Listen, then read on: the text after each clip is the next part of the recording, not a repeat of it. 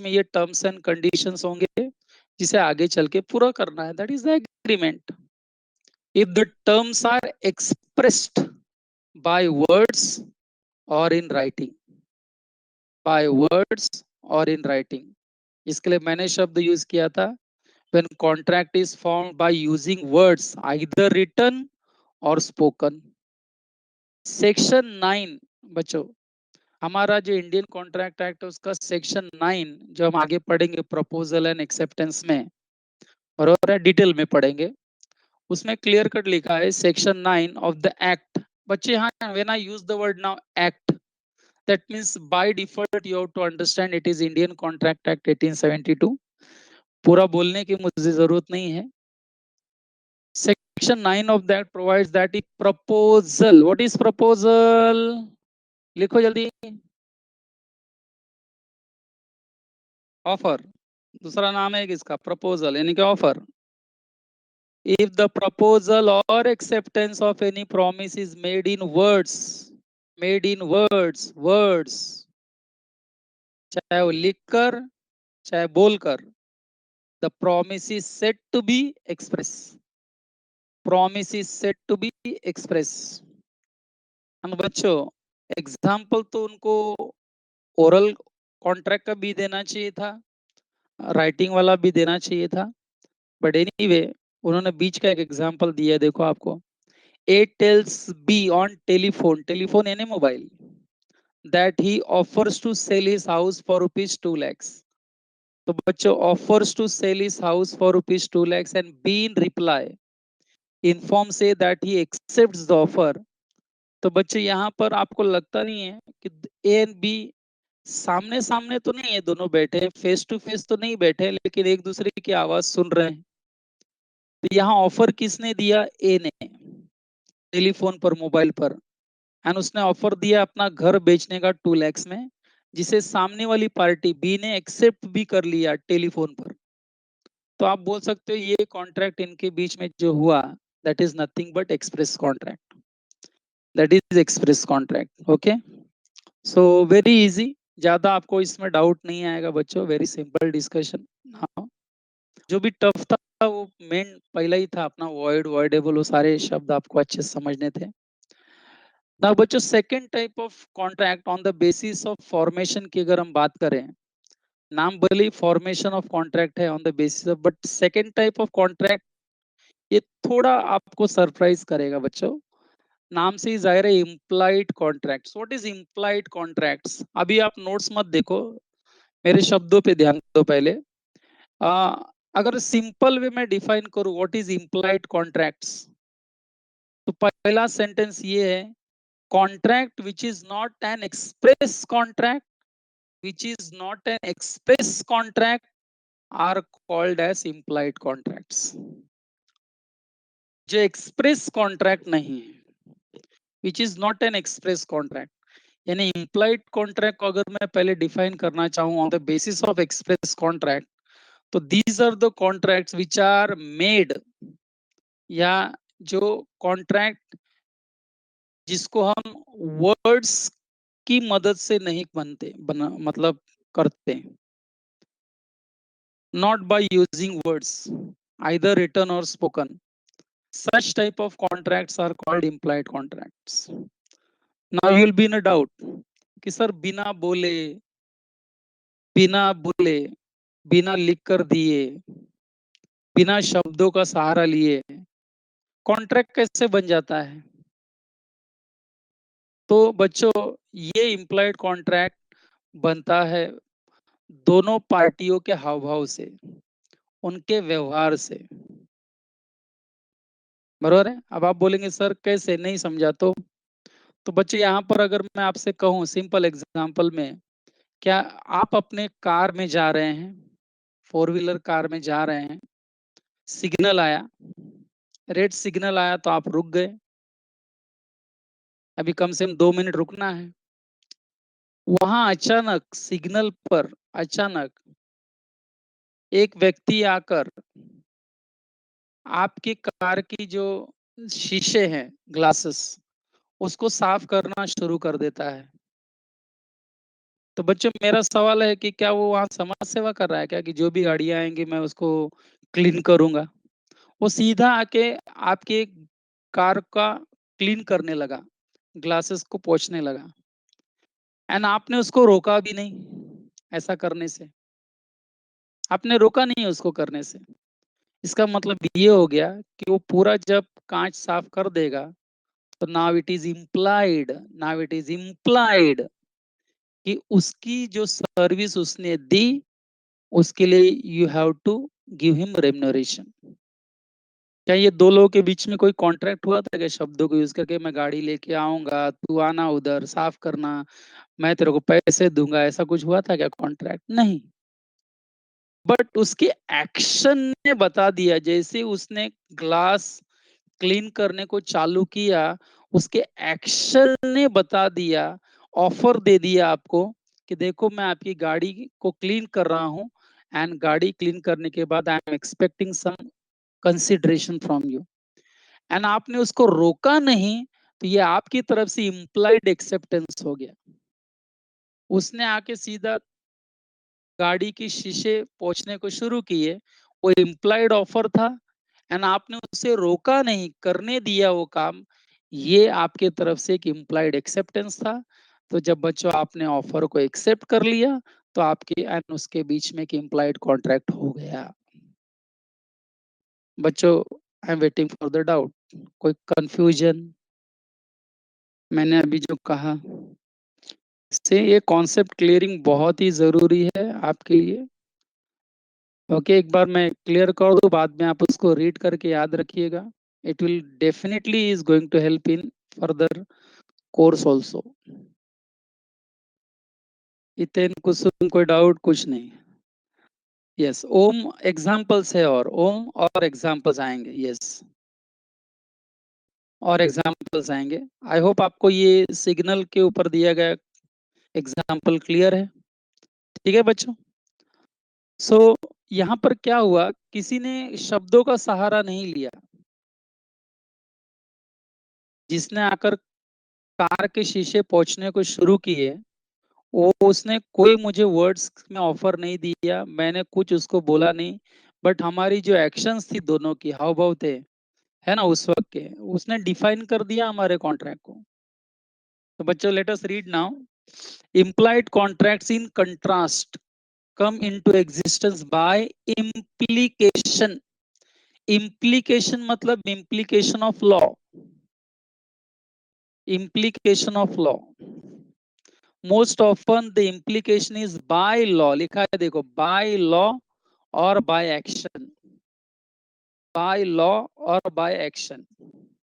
Section 9 वापस आ गया बच्चों, सेक्शन 9 ऑफ दैट कंटेम्पलेट्स, दैट कॉन्टेम्पलेट्स मतलब उसको फॉर्मली बताना। कोई भी चीज को अगर हमें फॉर्मली बताना है, वजन वजन के साथ बताना है, तो उसको हम कहते हैं contemplates. Section 9 of that contemplates such implied contracts when it lays down that in so far as such proposal or acceptance is made otherwise than in words. But you have to understand this English statement, otherwise than in words. आपको पता है what do you mean by otherwise than in words? मतलब not using any words, either written or spoken. Otherwise than in words, the promise is said to be implied. The promise is said to be implied. Promise is said to be implied. Yes, there is doubt. Savio, what is the doubt? Sir, contract is not enforceable by law. Which contract? Signal? Signal, signal वाला contract बात कर रहे हो? Yes. Savio, जब कोई मेरी car के शीशे आके पोंछने लगा, तो मुझे उसको इमीडिएटली मना कर देना चाहिए, ए बाबा मत पूछो। That means now I am not under obligation to pay him. But जब मैंने उसको रोका नहीं, तो इसका मतलब इनडायरेक्टली उसकी ऑफर जो उसने बिना शब्दों से मुझे दी, वो ऑफर मैंने एक्सेप्ट कर ली। एंड जब उसने पूरा काम कर दिया, तो now it is my duty to pay him for his services provided. अब आपका कहना है कि सर ये इन्फोर्सेबल है क्या? हाँ, है ना इन्फोर्सेबल। This is enforceable. अगर अब मैंने उसको पैसे नहीं दिए, झगड़ा कर लिया, तो पब्लिक मुझे ही बोलेगी। अगर वो जब पहुंच रहा था कांच, तभी मना कर देते। आपने उससे पूरी सर्विस ले ली, फिर कहते हो कि नहीं अभी नहीं, भाग जाओ यहाँ से, पैसा नहीं दूंगा। तो ये चलेगा क्या साहब? ये नहीं चलेगा।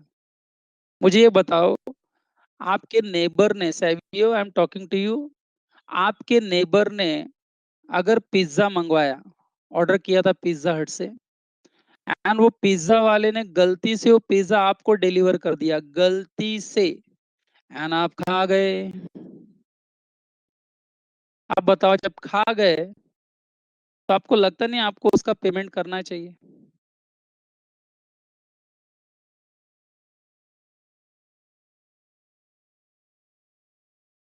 हाँ, करना चाहिए। करना चाहिए ना, इसलिए करना चाहिए बच्चों, बसावियो, क्योंकि आपने उसकी सर्विस यूटिलाइज कर लिया, आपने उसका प्रोडक्ट यूज कर लिया। नाउ जब यूज कर लिया तो पे for it, that's all, contract हो गया हमारे बीच में। आप झगड़ा नहीं कर सकते, मैंने मंगाया था क्या तेरे से, तो सीधा बोलता ना साहब, आप मना कर देते, बाजू वाले को मैं दे देता, मुझे लगा आप ही हो तो हमने आपको दे दिया, आप खा गए, पैसा दो। ओके, एनीवे, डाउट पूछते रहो। तो बच्चों, और एक एग्जाम्पल है, देखिए ये एग्जाम्पल आप रीड करिए, सभी लोग रीड करिए, रीड करिए बच्चों एग्जाम्पल।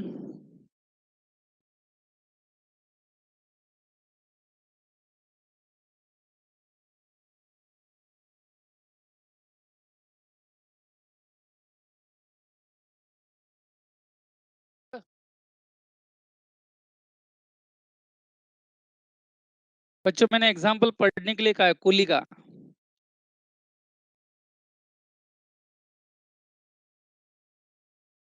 कुली, अमिताभ बच्चन की मूवी थी बच्चों, बहुत पुरानी, आप लोगों ने नहीं देखी होगी, आपके पेरेंट्स लोगों ने देखी होगी। सारी दुनिया का बोझ हम उठाते हैं। हाँ बच्चों, एग्जाम्पल पढ़ लिए सब लोग? क्या बोलते हैं, इम्प्लॉयड कॉन्ट्रैक्ट है कि एक्सप्रेस कॉन्ट्रैक्ट है? ये इम्प्लॉयड है ना?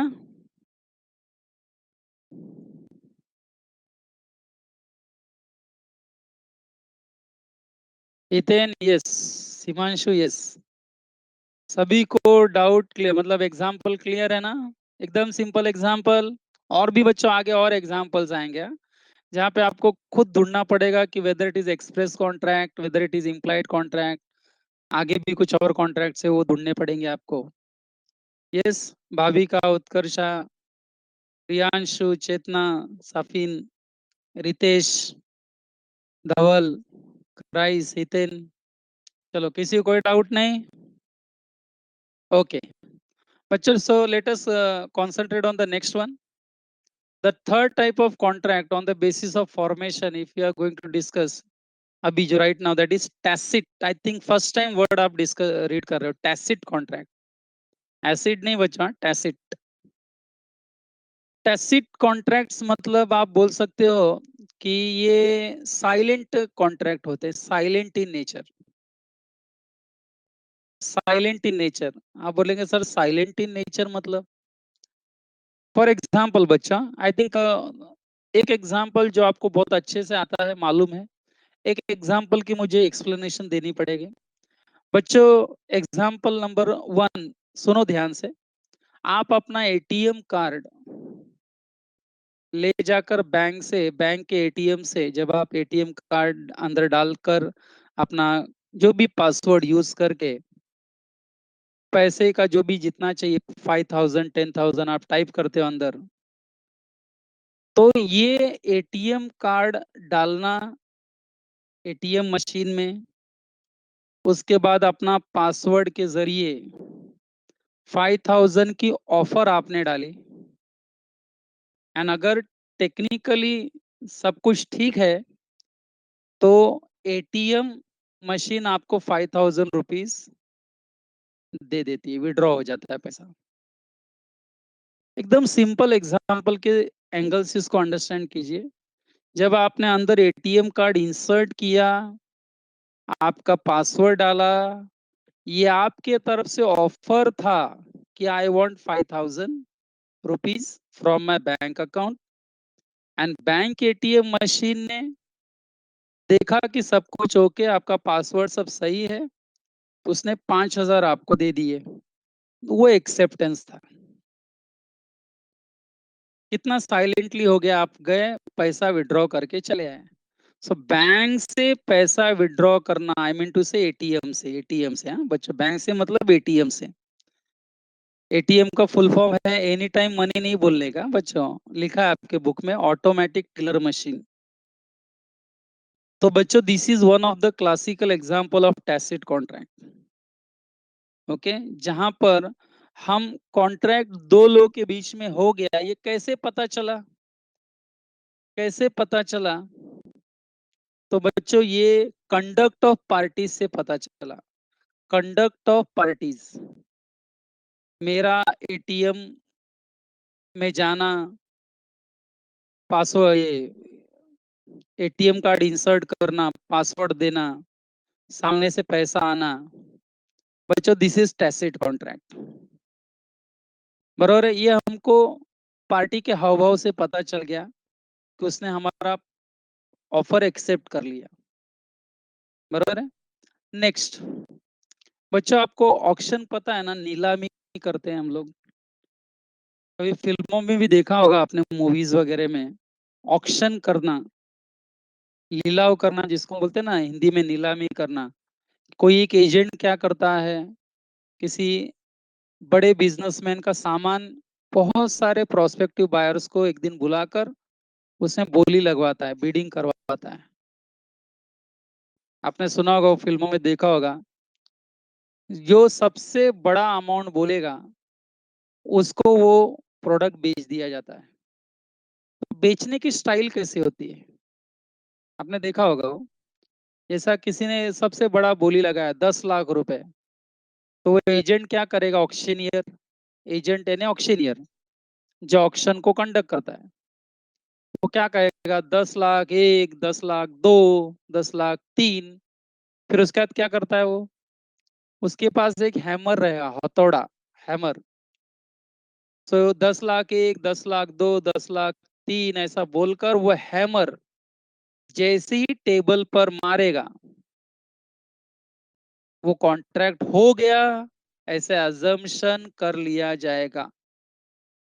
आपकी 10 लाख की बोली लगाना वॉज ऑफर, एंड हैमर को फॉल करना on the table was my acceptance, and हमारे बीच में वो कॉन्ट्रैक्ट हो गया।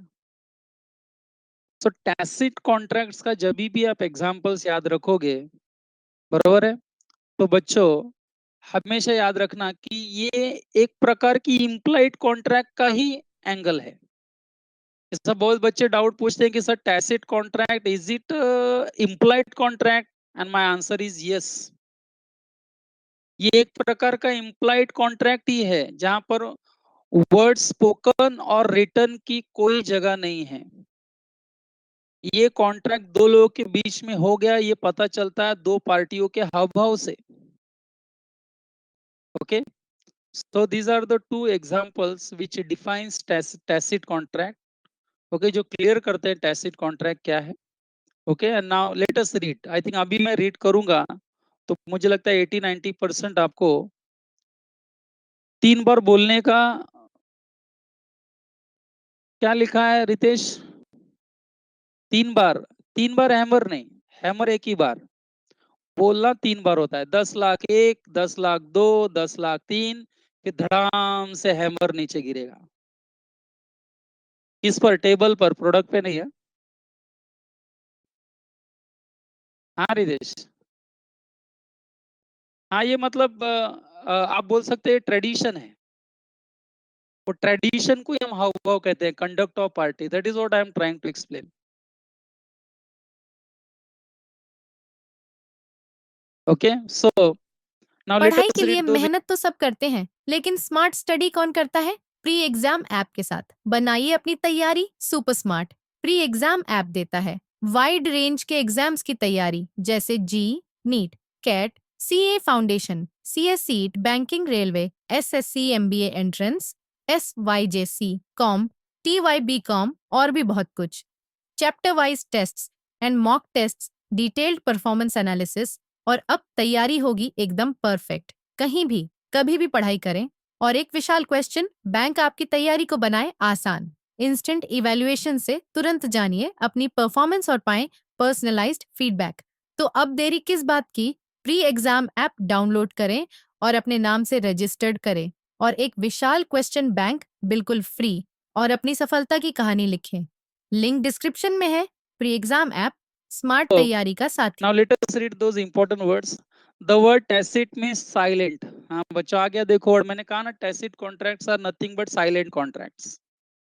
Tacit contracts are those which are inferred. Inferred मतलब concluded. देखकर पता चलना। किसी को देखकर हम बोलते हैं ना उसका स्वभाव कैसा है, मतलब आप इन्फर कर रहे हो। Inferred through conduct of parties without any word spoken or written.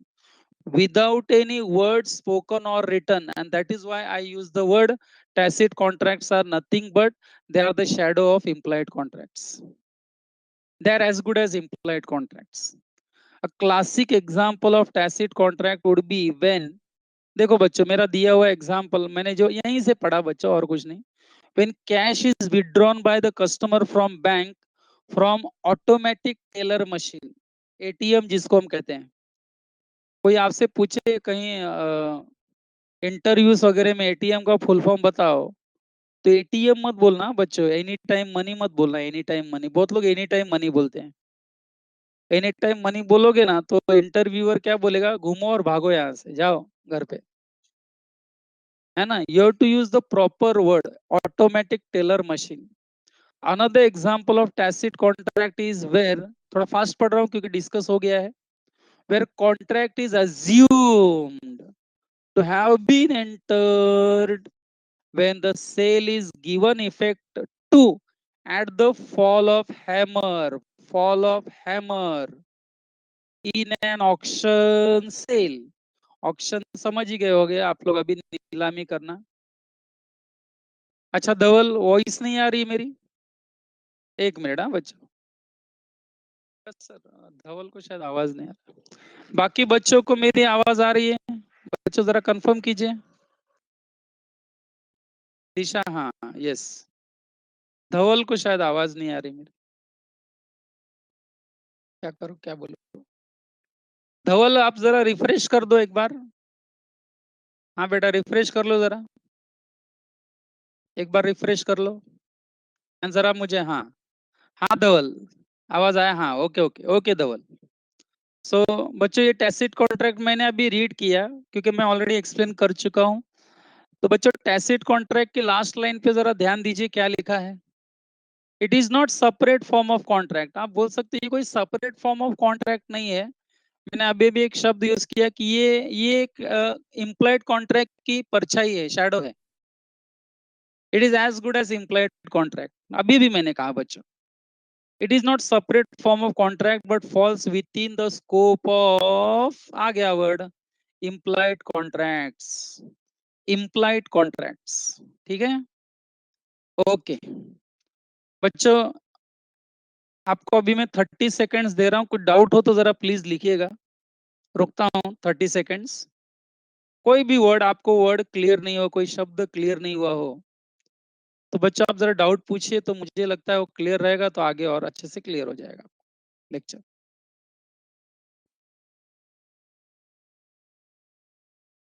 Yes no type कीजिए, डाउट जो भी हो।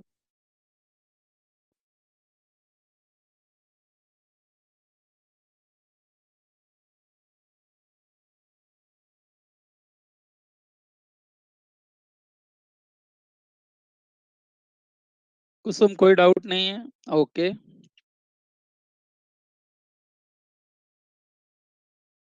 ठीक है।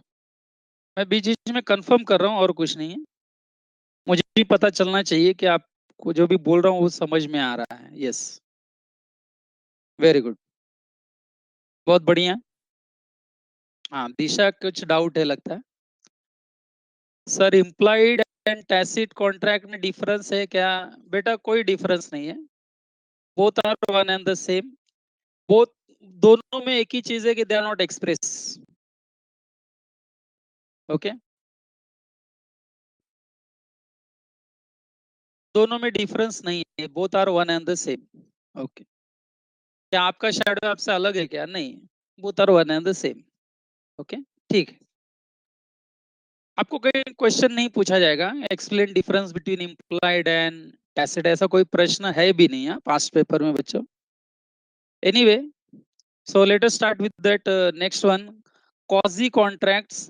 प्रोनाउंसिएशन बच्चों अपना अपने हिसाब से, कोई काजी बोलता है, क्वाजा कहता है, कोई कॉसी कहता है, वो अपना अपना प्रोनाउंसिएशन है। बस लिखते समय स्पेलिंग करेक्ट होनी चाहिए, इतना ध्यान दीजिए। It's not Z, S. So quasi contract. अब आप बोलेंगे सर क्वाजी कॉन्ट्रैक्ट क्या है? तो again I will use the word, it is just like, it is just like implied contract, है ना। अगर मैं कहूं कि विकास सर मेरे छोटे भाई हैं और आप मेरे भाई जैसे हो, तो फर्क पड़ता है ना। विकास सर मेरे भाई हैं और आप मेरे भाई जैसे हो, फर्क पड़ता है, बस यही डिफरेंस है। Implied contract and quasi contract. Quasi contract जब आप पढ़ेंगे ना बच्चों, तो आप अचानक मुझे पूछेंगे कि सर ये हमें इम्प्लाइड कॉन्ट्रैक्ट जैसा लगता है, तो मैं कहूंगा हाँ सही लगता है, आपको सही बोल रहे हो। ये इम्प्लाइड कॉन्ट्रैक्ट की इसमें छवि नजर आएगी आपको। Okay, so let us discuss quasi contract. अब आप बोलेंगे सर ये कॉजी कॉन्ट्रैक्ट होता कैसे? तो बच्चों मैं एक फार्मर का एग्जांपल लेता हूँ। देखो, अगर आपको कुछ फार्मिंग से रिलेटेड कुछ आइडिया हो तो हाँ बच्चों, अदरवाइज डाउट आ सकता है आपको थोड़ा। तो जैसे कि एक फार्मर होता है, वो किसान, शेतकरी जिसको हम कहते हैं, वो अपनी मेहनत से देखो ना, मतलब वो पूरा प्लाविंग करेगा, नांगर वगैरह चलाएगा, है ना, खेती करता है। फिर वो वाटरिंग करेगा, फिर उसमें सीड लगाएगा, सीड लगाने के बाद फिर वापस वाटरिंग करेगा, फिर महीना 2 महीना बड़ा होगा वो क्रॉप। सबको पता ही है फार्मिंग कैसे होता है। लेकिन बच्चों जो सीड लगाया जाता है, उसके तो आप देखते हो उसके तो क्रॉप्स होते ही हैं। If I am not wrong, उसके तो होते ही हैं। जो लगाया जाए सीड, उसका क्रॉप्स तो होगा ही, है ना। आप आम का पेड़ लगा रहे हो तो आम होंगे। लेकिन आप देखो ना, कभी कभी जो सीड्स नहीं लगाया जाता, उसके आजू बाजू में भी कुछ और पेड़ पौधे अचानक उगाते हैं। वीड्स जिसको हम कहते हैं ना, वीड्स। उसको क्या फार्मर फार्मर ने सो किया था क्या सीड वगैरह? नहीं।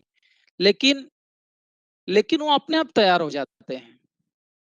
कभी कभी तालाब में हम देखते हैं ना, कुछ प्लांट्स तालाब में भी आ जाते हैं। क्या कोई जाके अंदर ऐसा वो सोइंग किया है क्या तालाब में? नहीं। बट कभी कभी कुछ होते हैं पेड़ पौधे जो अपने आप उग जाते हैं। उसको कोई सीड नहीं लगाता, लेकिन अपने आप उग जाते हैं। आप बोलेंगे सर ये क्या कर रहे हो, क्या बता रहे हो हमको? बच्चों मैं कॉजी कॉन्ट्रैक्ट का मीनिंग बता रहा हूँ। कॉजी कॉन्ट्रैक्ट रियल सेंस में कॉन्ट्रैक्ट नहीं है। कॉन्ट्रैक्ट तो उसे कहा जाता है जब दो लोग हो, एक ऑफर दे, दूसरों उसको एक्सेप्टेंस करे, दोनों के बीच में लीगल ऑब्लिगेशन अराइज हो, इसको हम कहते हैं रियल कॉन्ट्रैक्ट।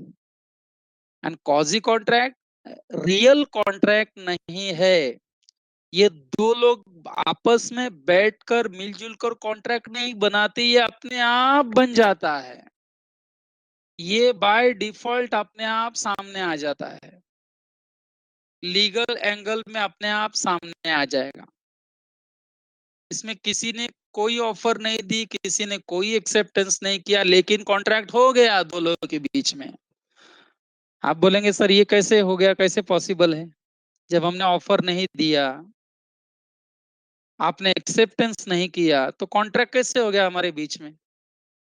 ओके, इसी को हम कहते हैं it is not contract, it is as good as contract. वही मैं कह रहा था कि विकास सर मेरे भाई हैं, आप मेरे भाई जैसे हो। अब विकास सर मेरे भाई हैं, मतलब वो रियल कॉन्ट्रैक्ट है। आप भाई जैसे हो, भाई नहीं हो, भाई जैसे हो, आप कौसी कॉन्ट्रैक्ट हो। ओके। अब बच्चों मैं आपसे एक सवाल पूछता हूँ, आप मुझे बताना। एक सवाल है कि आप कहीं फॉर एग्जांपल रास्ते से जा रहे हो, बाय रोड जा रहे हो, आपको रोड पे अचानक किसी का पर्स मिल गया, या किसी का गिरा हुआ मोबाइल या कुछ भी सामान मिल गया, और लॉस्ट गुड्स, कोई ना कोई व्यक्ति उसको गिरा दिया, या वो मतलब भूल गया, या उससे वो लॉस्ट हो गया, and now you are the finder of lost goods. जैसे ही किसी का गुड्स आपको मिल गया, आप क्या करेंगे? लिखो, टाइप करो। आप राह चलते किसी का सामान आपको मिल गया। बच्चे, एक मैन ऑफ प्रूडेंस जिसको हम कहते हैं ना, एक जेंटलमैन वे, दिशा ने कहा कि हम वो सामान पुलिस स्टेशन ले जाके देंगे, पुलिस को देंगे। एकदम सही है। And अगर पुलिस स्टेशन जाना पॉसिबल नहीं हो तो क्या सामान हम यूज कर लेंगे? नो। किसी ने कहा पुलिस स्टेशन जाएंगे, हो साहब, हो मंदिर में दान करेंगे, नॉट अलाउड। तेरा है क्या सामान जो मंदिर में दान करेगा? हाँ सुनो। तो बच्चों, जब आपको राह चलते कोई सामान मिला, तो बहुत बच्चों ने आंसर दिया कि सर हम वो पुलिस स्टेशन ले जाके देंगे। आप मुझे बताइए, क्या आपसे किसी ने कहा था ये करने को? नहीं। रितेश ने कहा हम अपने पास सेफ करके रखेंगे। एकदम सही जवाब है। हम इसे अपने पास रखेंगे, पुलिस स्टेशन जाके देंगे, या अपने पास रखेंगे, संभाल कर रखेंगे, संभाल कर रखकर उसका जो ट्रू ओनर है उसे ढूंढने की कोशिश करेंगे, ढूंढ कर उसे वो सामान वापस करेंगे। ये अचानक आपके ऊपर एक रिस्पॉन्सिबिलिटी आ गई कि नहीं आ गई? ये कहां से आई रिस्पॉन्सिबिलिटी? क्या जिसने गुड्स खोए थे उसके साथ कभी आपने एग्रीमेंट किया था क्या? नहीं। ये लॉ के जरिए आपके ऊपर कोई रिस्पॉन्सिबिलिटी आ गई। कोई खोया हुआ छोटा बच्चा आपको मिल गया, आप पुलिस स्टेशन ले जाके देंगे, या आप घर पे लाएंगे, संभालेंगे उसको, दूध पानी देंगे, पिलाएंगे, खाना खिलाएंगे, एंड उसके सही माँ बाप को ढूंढने की कोशिश करेंगे। ये जो आपके ऊपर जो रिस्पॉन्सिबिलिटी आई बाय डिफॉल्ट, किसी ने बोली नहीं थी, लेकिन आपके ऊपर आई ये रिस्पॉन्सिबिलिटी, इसी रिस्पॉन्सिबिलिटी को हम लोग कॉजी कॉन्ट्रैक्ट कहते हैं।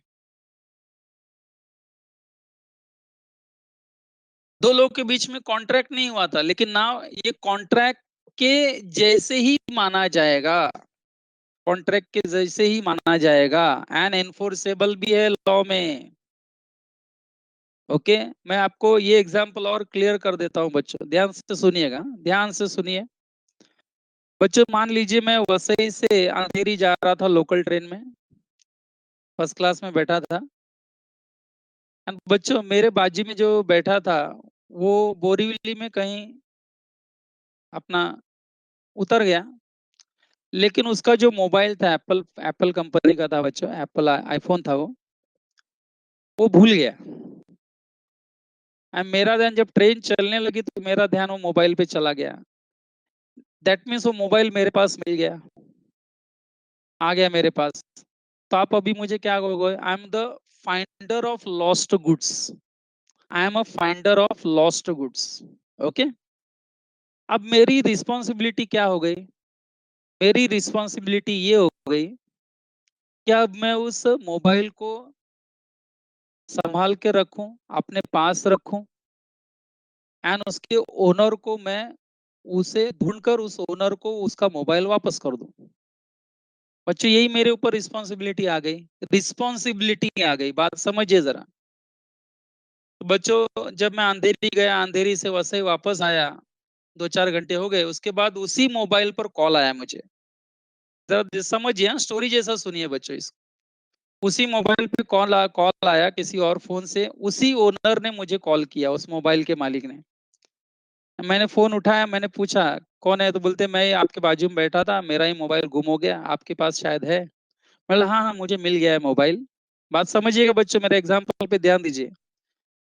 मैंने एक्नॉलेज कर लिया कि हाँ आपका मोबाइल है मेरे पास, मुझे मिला आपका मोबाइल मेरे कस्टडी में, अभी आप फोन भी उसी पे किए हो, मैं बात कर रहा हूँ आपसे। तो आप काम कीजिए, वसई आइए, मैंने एक एड्रेस दिया वसई का, आप वसई आइए और अपना मोबाइल लेके जाइए। बात समझिए बच्चों। अब बच्चों वो वसई आया एंड मेरे पास पहुंचने ही वाला था, तो मेरे पास से उसका जो मोबाइल था, जो मैंने संभाल के रखा था, वो मोबाइल कहीं मिसप्लेस हो गया या चोरी हो गया।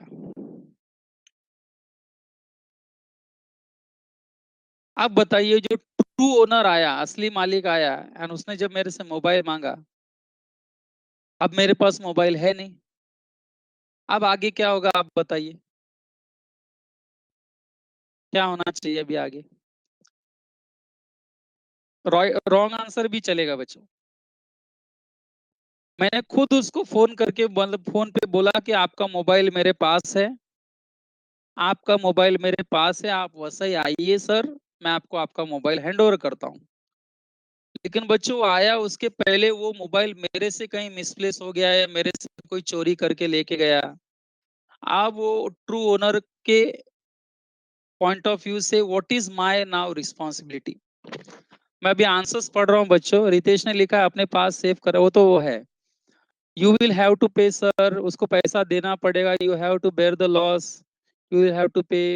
यस बच्चों, यही आंसर मुझे चाहिए था। अब मुझे बताइए नाउ, अब मेरी ऑब्लिगेशन है कि नहीं उसको रीपे करने की, उसको पेमेंट करने की, उस मोबाइल का पैसा देने की। अब बताओ ये अचानक मेरे ऊपर क्यों ऐसा लीगल ऑब्लिगेशन आ गया, जबकि हमारे के बीच कॉन्ट्रैक्ट नहीं था बच्चों। कोई कॉन्ट्रैक्ट था क्या हमारे बीच में कि आपका मोबाइल घूमेगा मुझे मिलेगा? ऐसा कोई कॉन्ट्रैक्ट था क्या? नहीं। बट अचानक आप देख सकते हो, as a finder of lost goods, as a finder of lost goods, अचानक मेरे ऊपर बच्चों एक रिस्पॉन्सिबिलिटी आ गई। एंड उस रिस्पॉन्सिबिलिटी के बेसिस पर बच्चों हमारे बीच में एक कॉजी कॉन्ट्रैक्ट तैयार हो गया। एंड कॉजी कॉन्ट्रैक्ट भी वैलिड कॉन्ट्रैक्ट माना जाता है and it is enforceable. When I use the word enforceable, आपका आंसर सही आता है। You will have to pay, sir वो पैसा आपको देना होगा, बरोबर है?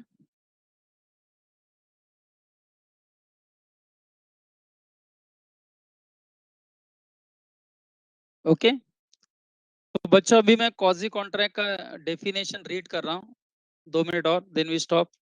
ई कॉन्ट्रैक्ट्स हम नेक्स्ट लेक्चर करेंगे। अ कॉजी कॉन्ट्रैक्ट, नोट्स पे ध्यान दीजिए सभी लोग।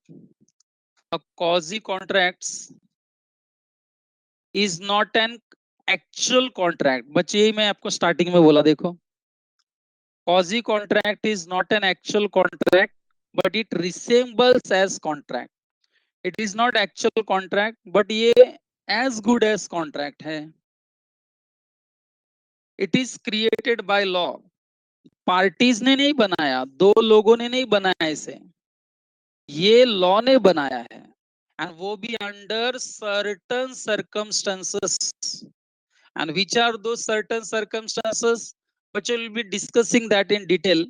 बट वो सर्टन सर्कमस्टांसेस में से एक एग्जांपल आज हमने कवर कर लिया, and that example was the responsibility of finder of lost goods. Responsibility of finder of lost goods. Okay. The law creates and एनफोर्सेस legal rights and obligations. Law, देखो, law creates, यहाँ parties कुछ नहीं कर रहे हैं बच्चों, जो भी कर रहा है ना कानून कायदा कर रहा है। The law creates and enforces legal rights and obligations when no real contract exists. Such obligations are known as quasi contracts. In other words, it is contract in which there is no intention on party of either to make contract, but law assumes या imposes a contract upon parties। Okay. And बच्चों जिस का example मैंने आपसे बताया था, obligation of finder of lost goods, okay, वो सब आपके स्क्रीन पे है। कल फिर से मैं एक बार डिस्कस करूंगा इसको, ठीक है? कल आते पहले कॉजी कॉन्ट्रैक्ट्स को मैं 2 मिनट में फिर रिवाइज करूंगा, एक दो और एग्जांपल हम लोग लेंगे चाहिए तो, एंड उसको कंप्लीट करेंगे हम लोग। तो बच्चों मैं आज का सेशन आज एंड कर रहा हूँ। 30 मिनट्स में बताइए, 30 सेकंड्स में बताइए। आई एम सॉरी, कोई डाउट हो तो बताइए जरा। कोई डाउट अभी तक? क्वाजी कॉन्ट्रैक्ट्स के एक दो एग्जांपल मैं कल और डिस्कस करूंगा बच्चों, ठीक है? तो और आपको पिक्चर क्लियर होगा। टाइप करके बताइए यस और नो में। कोई और कंफ्यूजन डाउट हो तो बताइए, ठीक है?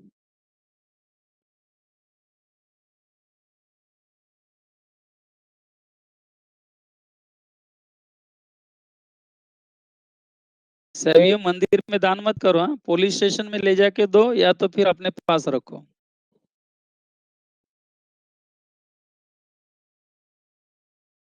ठीक है? अभी ये कुछ लिख रहा है? No sir, all clear, no. Okay. Okay students, thank you very much. Next lecture मिलते हैं हम लोग। सैवियो वो पुलिस स्टेशन नहीं नहीं था इसलिए बोला। अच्छा ठीक है, no problem. Okay, no no no issue बच्चों, ठीक है।